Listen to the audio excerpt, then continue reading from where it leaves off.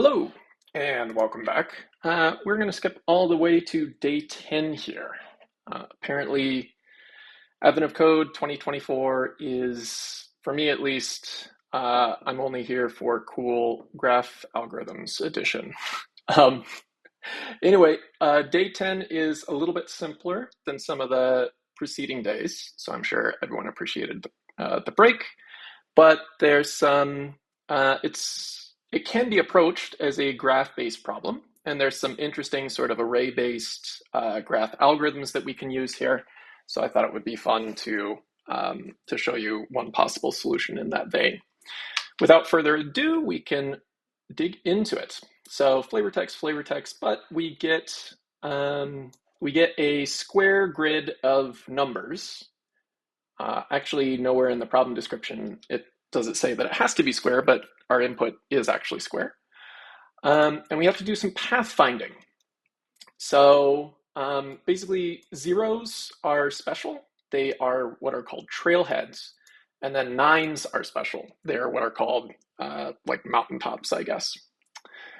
And the question is basically, okay, starting from the trailheads, so character 0, you can move in any of the 4 cardinal directions, left, right, up, down, as long as you're moving to a space that has a height 1 greater than the place where you're starting. So you can construct a valid path across the top row here, starting at the trailhead, and you can also go like 0, 1, 2, 3, etc. Right? So that's that. And then for part 1, it says some examples. Oh, the score. Let's see. Trailhead score is the number of 9 height positions, which we'll call mountaintops, reachable from the trailhead via a hiking trail. Cool. Some initial thoughts here. So because the path it's strictly monotonically increasing and can only increase by 1, each one of these paths is going to be of length 9. Trailheads can, you could have 2 trailheads that both reach the same mountaintop. You can have 1 trailhead that reaches 2 different mountaintops, etc., right? Okay, so sum of all the scores for part 1, where score is how many mountaintops are reachable from each trailhead. And then part 2 says, okay, what about the number of distinct hiking trails? So it's no longer just about reaching the mountaintop from a given trailhead, but it's about how many paths can you possibly take, how many valid paths can you take that end up at that mountaintop. And you can see from the example here that there are 3 in this case, because there are 3 kind of paths along the rows here, right? And then for part 2, it's the same deal. We just kind of sum all of the part 2 score values together and we get our answer. Okay, so let's get into it. I am going to, we're going to be solving this pretty inefficiently. We're going to construct a graph using a big Boolean matrix.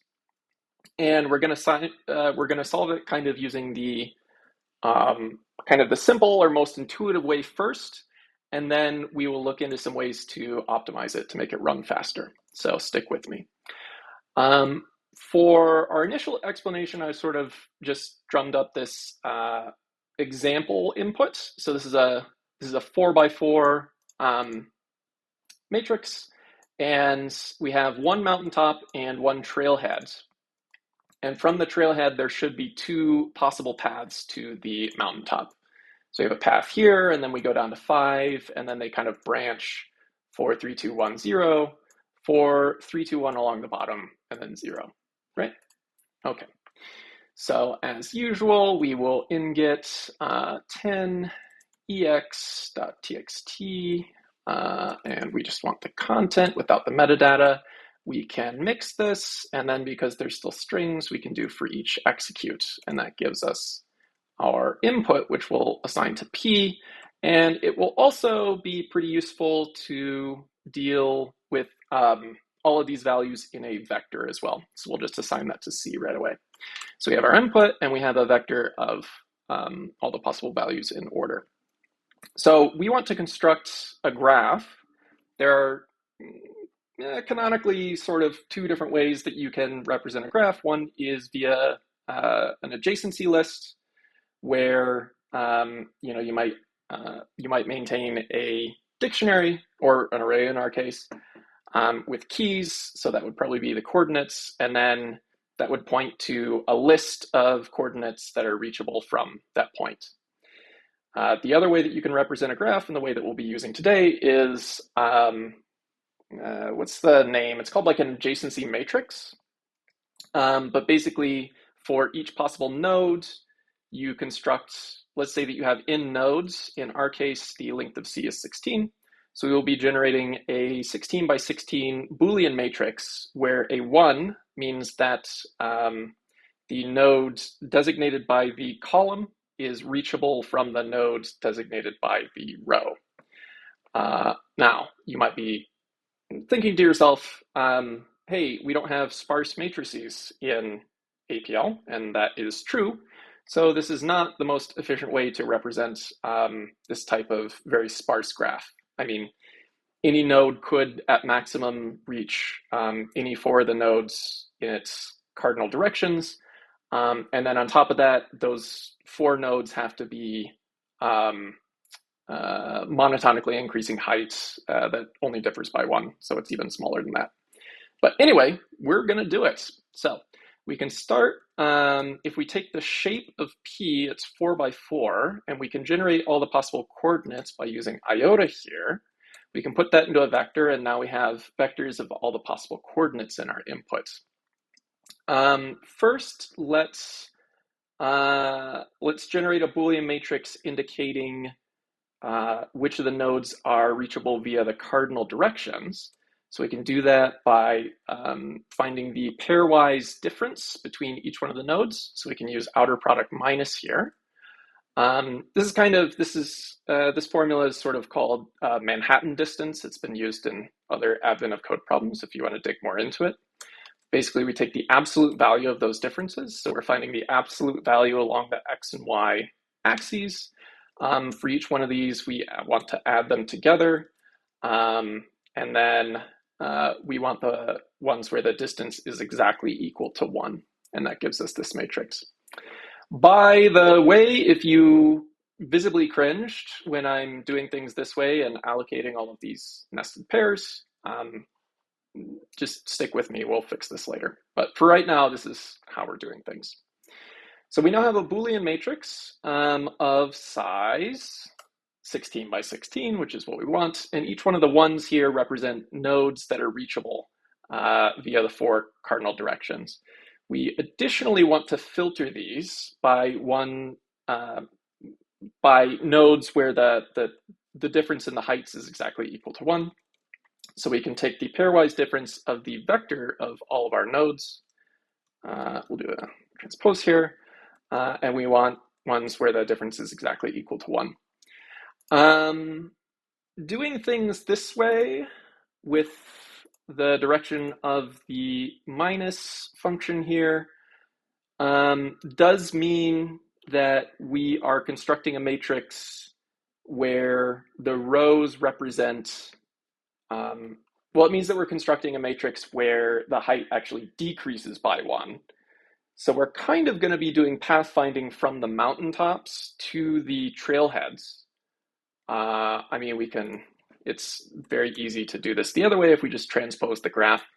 But actually for this problem, it doesn't really matter in what direction you do the pathfinding. So you can go from the trailheads or you can go from the mountaintops. It doesn't really matter. And hey, this saves a character. So these are ones between all the nodes where the height difference is exactly equal to 1. And we can just AND this with our cardinal directions. So 1 equals dot minus transpose C, and that gives us our complete matrix here. And we can assign this to G. So G is for graph, and a 1 here as I said in my kind of opening preamble, means that the column is reachable from the row. Now, I explained a little bit about transitive closures in my previous video. So if you want more context on that, you can go back and watch it. But just to show it off real quick, we can do power match transpose G, and this will be left tack or dot and like this. And this will give us the graph where now ones are not just the ones that are directly reachable based on our input, but it's actually a one means that any node is transitively reachable from the input. So we could do something with this, and we could actually we could get our part one answer by filtering this to the mountaintops and the trailheads and adding everything together to see how many different mountaintops are reachable from each one of the trailheads, but that doesn't help with our part two answer. Part two asks for the number of paths that are reachable from each one of the number of distinct paths to each mountaintop from each trailhead. And this transitive closure doesn't really give us that information because it's just, this is a Boolean matrix. It only spits out like what node is reachable from where. But there is another graph algorithm that we can use here, which is sort of in the same vein. So let's take a look at it. Let's say instead of or.and, we did a matrix multiplication with this graph against itself. This is a single step. So what is the difference between or.and and plus.times here? Well, inner product, when you're doing matrix operations like this, we'll take each one of the, let's see if I get this right. It will take each one of the rows on the left and apply the rightmost function of the inner product against each column of the right. And then it will reduce along the first axis with the operation on the left. So for matrix multiplication, the same good old matrix multiplication that you might be used to from math class, we are multiplying each one of the rows on the left times each of the columns on the right, and then we are adding all of those down to get a vector, and that becomes one row in our output. Now the difference between that and or.and, so at least initially, times will function the same as and does. When we're just dealing with Boolean values, 1 times 1 is 1, 0 times anything is 0. So if you're just dealing with Boolean values, times actually works exactly the same as and does.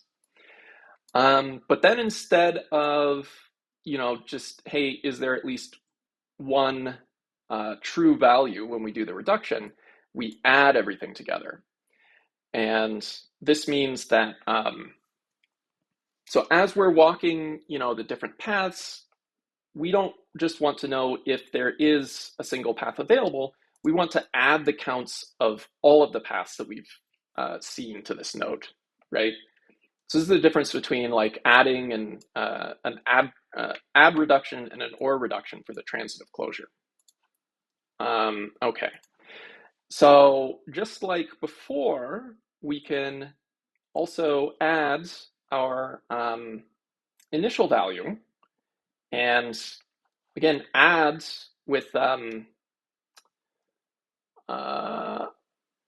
it doesn't actually, for most cases, it works kind of the same as or here. But this would basically mean, how do I say this? So our input is, the way that we parse the input and constructed the graph is something called a directed acyclic graph. So because of the rules, so like basically there's no way to get back to a 9 as you're descending, right? So if you go from 9 to 8, 8 can't go back to 9 um, because of the height restriction. So you have to be monotonically decreasing. And I realize I'm kind of switching around between, okay, we're starting at the trailheads, we're starting at the mountaintops, but the way that we've constructed this matrix, we're starting at the mountaintops. So I'll just roll with this for the time being. So there are no loops in the graph. There's no way to visit a previous node in a path. And so this plus operator here, there's no danger of like having an infinitely increasing number of possible paths in a node because there aren't any loops. So yeah, everything from this is the exact same formulation as we might use for the transitive closure. It's just a different formulation here, and by using matrix multiplication, we can have values greater than 1 in the resulting matrix. So we're not just, does a path exist? We're counting what is the number of paths that exist at this current point in this node. So we can do this, and just like with the transitive closure, we can run this multiple times. So we can run it, once. Why are you? We can run it twice. I don't know why it was skipping history rows when I pulled it up. We can run it 3 times, etc., etc. And as you probably guessed by now, we can run this until it converges. And we start to see some values that are greater than 1. So for some of these nodes, in the graph, we're not just calculating all the possible paths between mountaintops and trailheads. We're calculating all possible paths between any possible pair of points in the input, right?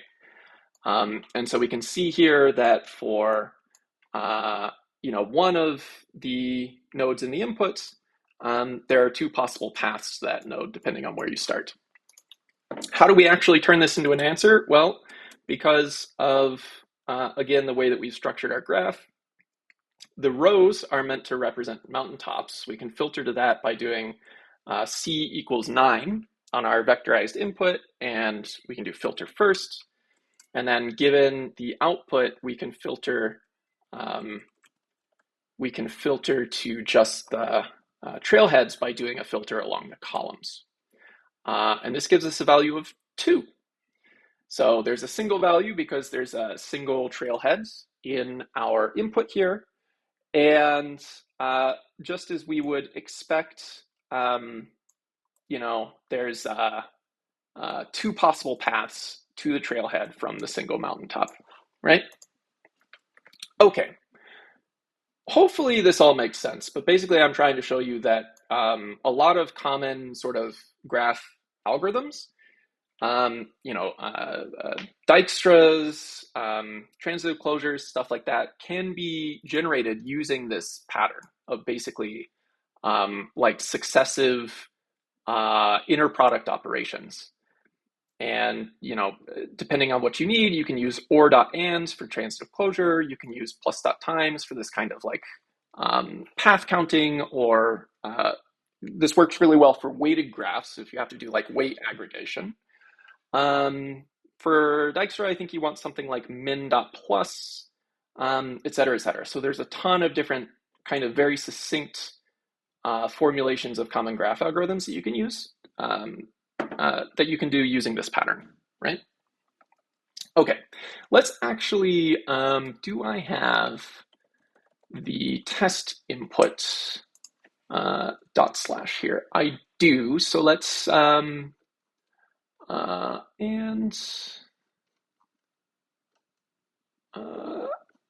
this is going to take time. Let's see, did I actually write down the kind of,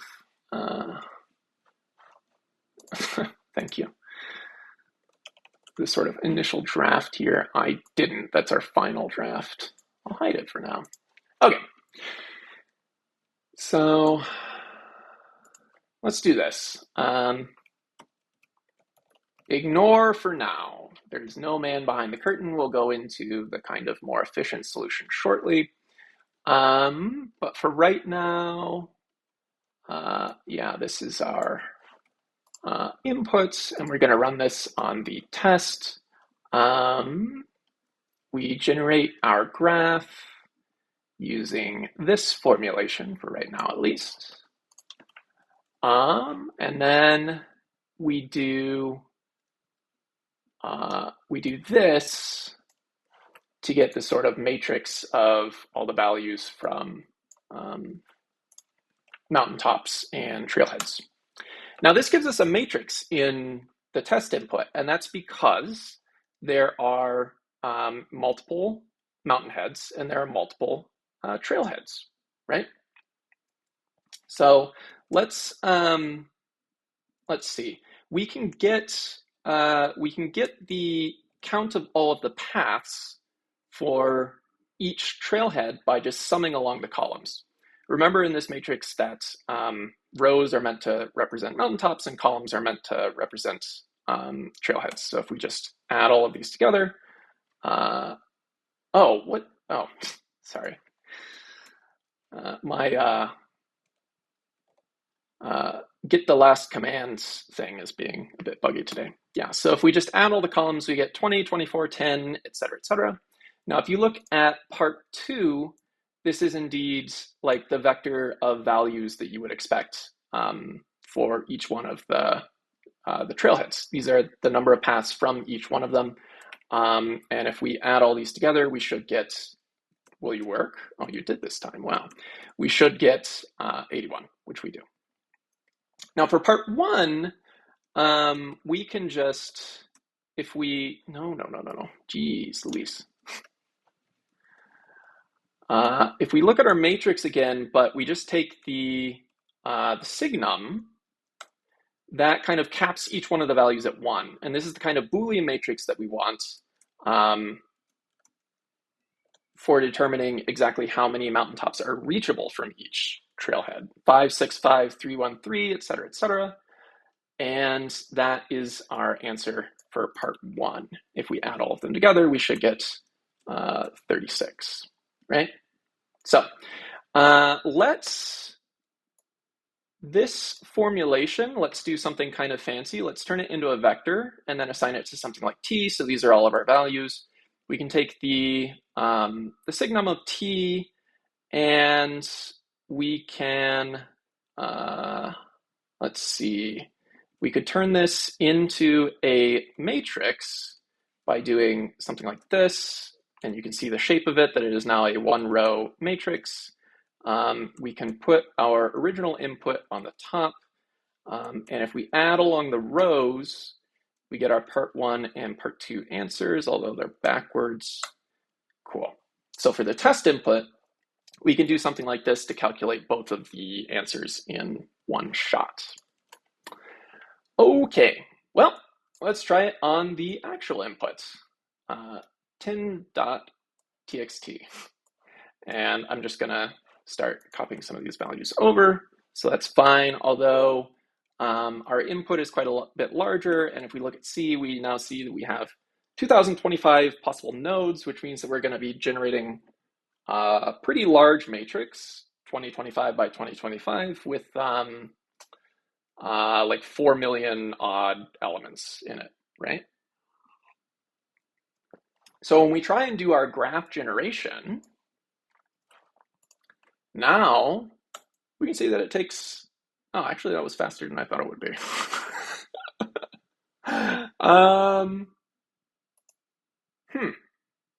Yeah, I thought that would take a lot longer. Basically, the problem is when you're working with nested arrays, you have to do, it's not like contiguous in memory anymore. Basically, each one of the cells in the matrix holds a pointer to some like 2-element nested list, and we're allocating like 4 million of those.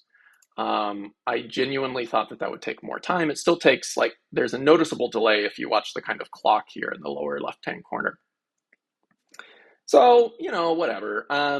If you want to speed this up and avoid the sort of the sort of nested array allocation, You can do iota length p to get this vector. And then you could do something like, we can represent these with complex numbers by multiplying it by 0j1. So complex numbers, in case you didn't know, and I haven't really used them much myself, but they're basically, they're just flat values that are represented by two 64-bit floating point numbers representing the real and imaginary parts. And for some problems involving coordinates, they can be much, much faster and nicer to work with than like nested pairs. And in our case, that is going to be true. So we can just do like right tac plus here, I think, to actually add the imaginary and the real parts. And that gives us this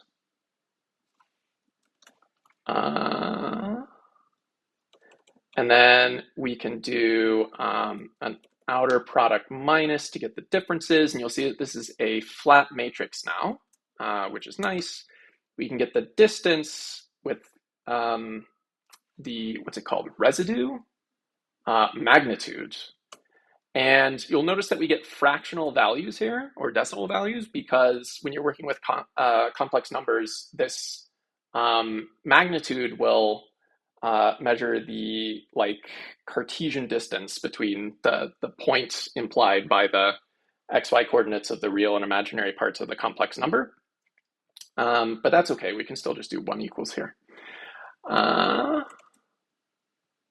Oh, does this, I expected to see more ones here. 0.1 times, yeah, left tac plus. Is that right? Like I said, I haven't used complex numbers that much. No, this is not right. This needs to be outer product plus, like so. That gives us all the possible coordinates, and then we need to vectorize this. And then we can do outer product minus, like so, distance 1 equals, and this should give us, yeah, gives us a much larger matrix and gives us the sort of, this kind of diagonal following that you would expect. And this would be, and 1 equals outer product minus commute C to get the heights. And aside from the output to the display, this runs much faster. It's basically instantaneous. So we can use complex numbers to flatten things and calculate the initial graph much faster. The last thing that I'm going to show you, and I'm going to speed run this a little bit because I'm pressed for time, but I encourage you to look into it, is we can use matrix inverse to solve this whole thing in one shot. So if we do, if we do something like this, our sort of iterated, matrix multiplication until convergence, this takes quite a bit of time as well. Although again, less than I thought it would. Am I operating on the real input or the test input? No, this is the real input, huh? Okay. Well, if we want to speed it up even more, we can use a fun trick with matrix inverse, which I don't have. I always link to this like Stack Overflow answer because I don't have like the actual theorem saved anywhere.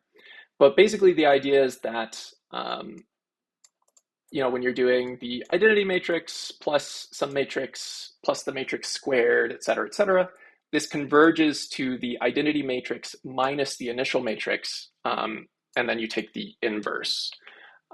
This series is essentially what our power match is doing. So, if you want to flex a little bit of linear algebra, you could take the identity matrix of G by doing iota length G, outer product equals, that gives us the diagonal. You can then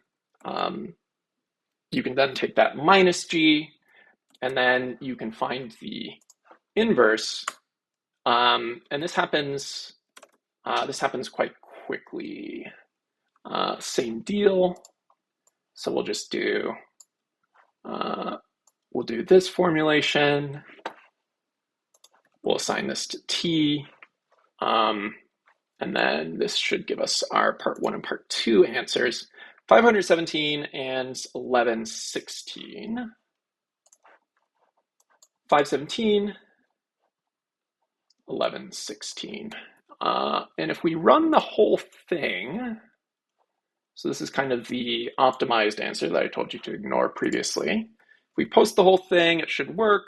And moreover, if we edit this into some function h, and let's get rid of the input parsing part. So this will be omega, omega, something like this.